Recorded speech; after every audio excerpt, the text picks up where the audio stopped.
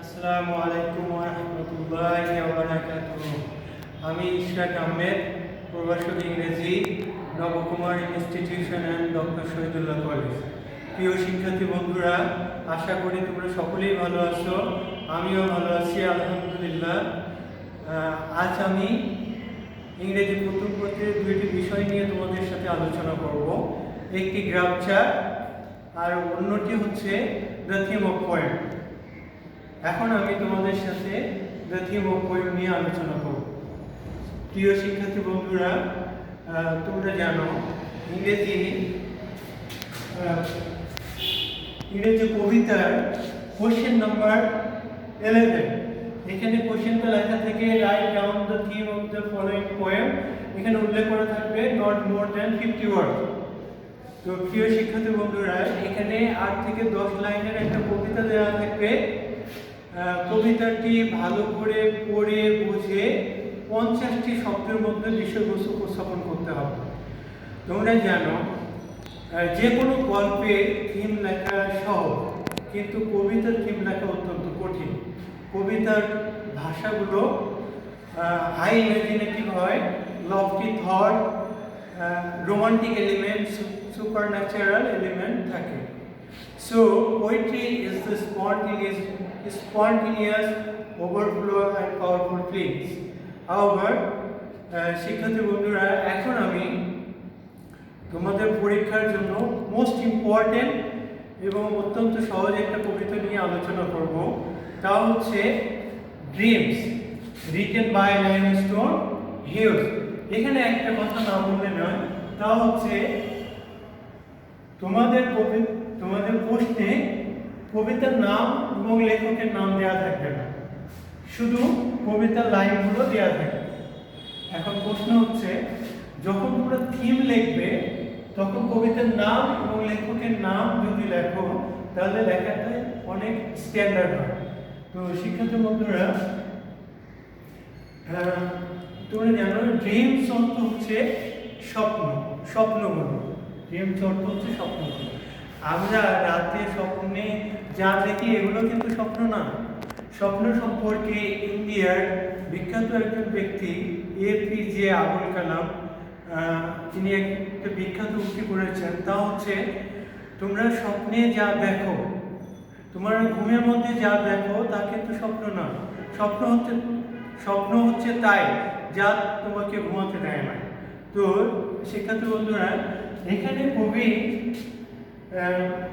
মানুষের জীবনে যদি স্বপ্ন না থাকে তাহলে মানুষের জীবনটা কেমন হবে সে সম্পর্কে তিনি তার কবিতাতে আলোকপাত করেছেন। তো শিক্ষার্থী বন্ধুরা, এখন পড়া যায় কবিতাটা। এখানে লেখা আছে, হোল্ড ফাস্ট টু ড্রিমস। ধরো, হোল্ড মানে ধরো, ফাস্ট মানে দ্রুত, টু ড্রিম স্বপ্নগুলোকে দ্রুত আঁকড়ে ধরো। ফর ইফ ড্রিমস ডাই, স্বপ্ন যদি মরে যায় তাহলে কি হবে? Life is A broken wing bird, তাহলে জীবন হবে ডানা ভাঙা পাখির মতো। দ্যাট ক্যান নট ফ্লাই, যা উঠতে পারে না। তো পরের স্ট্যান্ডাতে কবি বলেছে, হোল্ড ফাস্ট টু ড্রিম, দ্রুত স্বপ্নকে আঁকড়ে ধরো। ফর হোয়েন ড্রিমস গো, যদি স্বপ্ন চলে যায় তাহলে কি হবে? Life is a barren field, জীবন হবে মরুভূমির মতো। ফ্রোজেন উইথ স্নো, যে ভূমিটা বরফ দিয়ে ঢাকা। তো শিক্ষার্থী বন্ধুরা, এখানে কবি দুই জায়গায় স্বপ্নের কথা বর্ণনা করেছেন।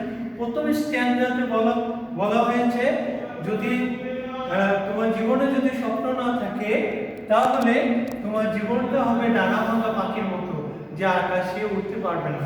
আর দ্বিতীয় স্ট্যান্ডাতে কবি বলতে চেয়েছেন যে তোমার যদি স্বপ্ন না থাকে তাহলে তোমার জীবনটা হবে মরুভূমির মতো, যে ভূমিতে কখনো শস্য জন্মাবে না। তো শিক্ষার্থী বন্ধুরা, এখন আমরা এই কবিতা থেকে আমরা কিভাবে থিমটা লিখবো। এখন প্রশ্ন হচ্ছে, কিভাবে থিমটা আমরা লিখবো। আমরা বুঝতে পারলাম যে মানুষের জীবনে যদি স্বপ্ন না থাকে তাহলে সে জীবনের কোনো মূল্য নেই। ডানা ভাঙা পাখি যেমন আকাশে উঠতে পারে না, পঙ্গু। আবার যে ভূমি বরফ দিয়ে ঢাকা থাকে, মরুভূমি, সে ভূমিতে কখনো কোনো শস্য জন্মাবে না। তো এই হচ্ছে এই কবিতার মূল থিম, এখন আমি এগুলো ভাষা দিয়ে লিখবো। দেখো এখানে লেখা আছে the poem dreams is written by Livingstone Hughes. কবিতাটি এই বিখ্যাত কবিতাটি লিখেছেন Livingstone Hughes. Dreams play a significant role in human life. স্বপ্ন মানুষের জীবনে গুরুত্বপূর্ণ ভূমিকা পালন করে। They help men to reach their desired goal. আর এই স্বপ্নগুলো মানুষকে তার কাঙ্ক্ষিত লক্ষ্যে পৌঁছাতে সহায়তা করে। So people should hold fast their dream. সুতরাং মানুষকে প্রথমে তার স্বপ্ন আঁকড়ে ধরতে হবে। বিকজ কারণ if dreams R lost for ever, যদি স্বপ্ন হারিয়ে যায়, চিরতরে হারিয়ে যায়, লাইফ বিকামস মিনিংলেস, তাহলে জীবন অর্থহীন হয়ে পড়বে। Like a broken wing bird, জীবন হবে ডানা ভাঙা পাখির মতো। And also it becomes a barren field, এবং এটা হবে একটা মরুভূমির মতো, কভার্ড উইথ স্নো, যে ভূমিটা বরফ দিয়ে ঢাকা। ফ্রম হোয়ার, যেখানে কি হবে না, nobody can expect any crop, কোনো ব্যক্তি এখান থেকে কোনো শস্য আশা করতে পারে না, অর বেনিফিট, আর কোনো বেনিফিটও এখান থেকে আশা করতে পারে না। তো প্রিয় শিক্ষার্থী বন্ধুরা, এই হচ্ছে এই কবিতার মোটামুটি একটা সহজ একটা থিম। তোমরা যত বেশি স্টাডি করবে, বাসায় গিয়ে যদি এইভাবে কবিতাটি পড়ো আর এইভাবে থিমটা লেখার চেষ্টা করো, চিন্তা করো, তাহলে তোমার কাছে থিমটা আরো সহজ হয়ে যাবে। তোমাদের আরেকটা কথা বলি, তা হচ্ছে তোমার যদি লক্ষ্য যদি এখানে থাকে, তাহলে তুমি চেষ্টা করে যদি এখানে নাও পৌঁছতে পারো, এখানেও যদি যাও, তাহলে দেখবে তুমি অনেকটা পথ পাড়ি দিতে পেরেছো। তো শিক্ষার্থী বন্ধুরা, এগুলো বাসায় বেশি বেশি করে প্র্যাকটিস করবে, তাহলে তোমার কাছে থিমটা আরো বেশি সহজ মনে হবে। এখন আমি তোমাদের গ্রাফ চার্ট নিয়ে কথা বলবো। প্রিয় শিক্ষার্থী বন্ধুরা, গ্রাফ চার্ট থেকে 10 নম্বর কোশ্চেনে, এখানে কোশ্চেনটার দিকে একটু খেয়াল করো। দেখো, the pie chart below shows the time allocation of students, daily activities. Analysis the chart, focusing the main idea, at least 80 words. তো প্রিয় শিক্ষার্থী বন্ধুরা, কোশ্চেনটা হবে এরকম। এখানে তোমার 80টা শব্দের মধ্যে, কমপক্ষে 80টা শব্দের মধ্যে তোমাকে লিখতে হবে। এখানে এই কোশ্চেনের নিচে একটা চার্ট দেওয়া থাকে, এখানে লেখা আছে কিন্তু the pie chart below show. এই পাই চার্টের কোশ্চেনের নিচে একটা চার্ট দেওয়া থাকবে, চার্টে কিছু ইনফরমেশন দেওয়া থাকবে, তোমাকে এই ইনফরমেশনগুলো দেখে তা বর্ণনা করতে হবে। এখানে লেখা আছে, দেখো, the time allocation of students daily activities. ছাত্রছাত্রীরা দৈনন্দিন কোন কোন কাজে কতটুকু সময় অতিবাহিত করে, সেই জিনিসগুলো এই চার্টে দেওয়া আছে।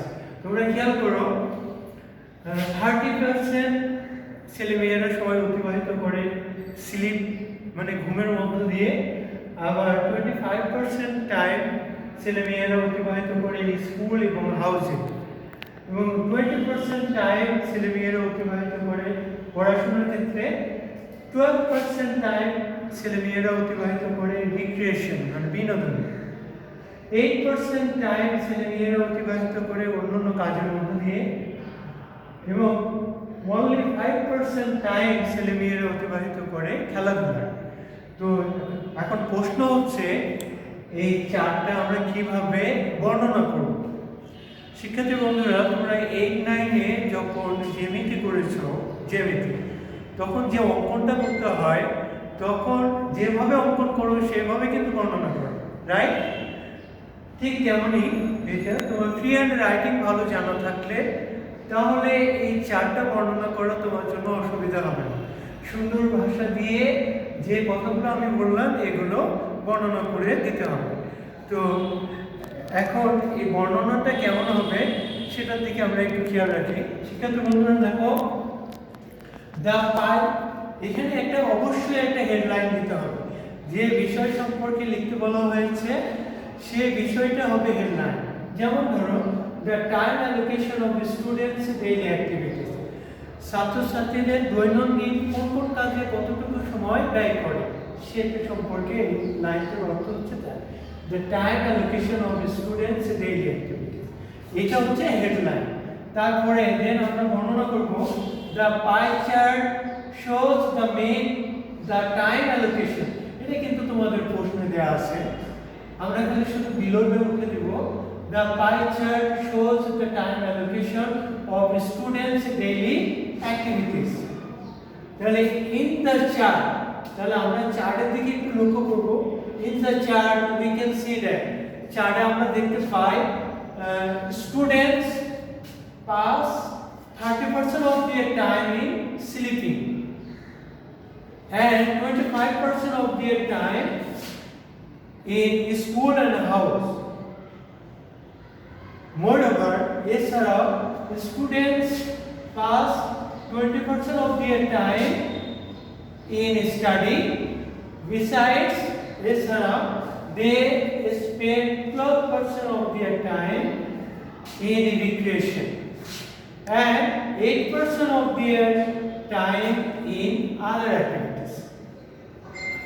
Playing games are very important, and so they spend 5% of their time in playing.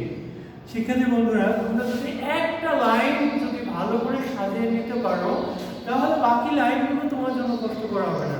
আমি কিন্তু এই কাজটাই করেছি। দেখো, প্রথমে সাজিয়ে নিয়েছি যে ছাত্রছাত্রীরা 30% টাইম তাদের ঘুমানোর মধ্য দিয়ে ব্যয় করে, সেটা আমি সাজিয়ে নিয়েছি এইভাবে student pass 30% of their time in sleeping and 25% of their time in school and house। এইভাবে আমি বাক্যগুলো সাজিয়ে নিয়েছি। এখন এই কথাগুলো একটা উপসংহার দিতে হবে। উপসংহারটা কেমন হবে? সর্বোচ্চ ছেলেমেয়েরা সময়টা অতিবাহিত করে কোন ক্ষেত্রে এবং সর্বনিম্ন কোন ক্ষেত্রে সময়টা অতিবাহিত করে, সর্বনিম্ন কতটুকু সময় কোন ক্ষেত্রে অতিবাহিত করে, এটা আমরা উপসংহারে লিখব। তো আমরা এখানে এগুলো করতে পারি, আমরা এভাবে লিখব from the above discussion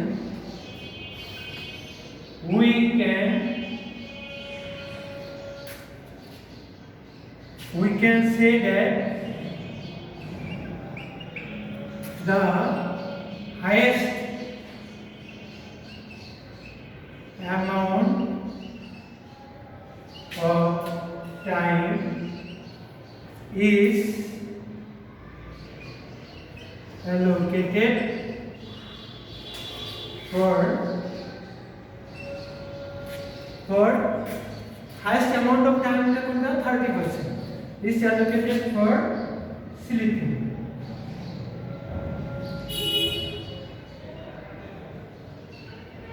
and the lowest amount of time is allocated for playing.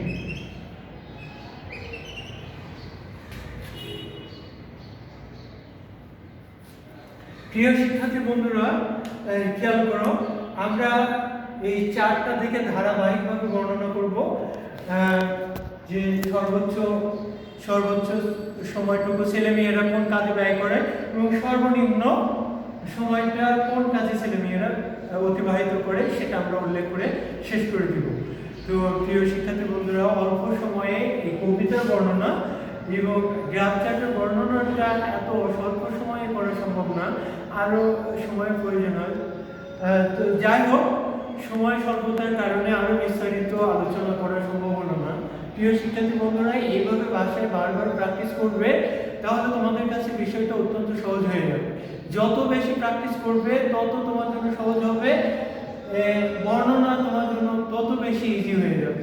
তো আজকের আলোচনা এই পর্যন্তই।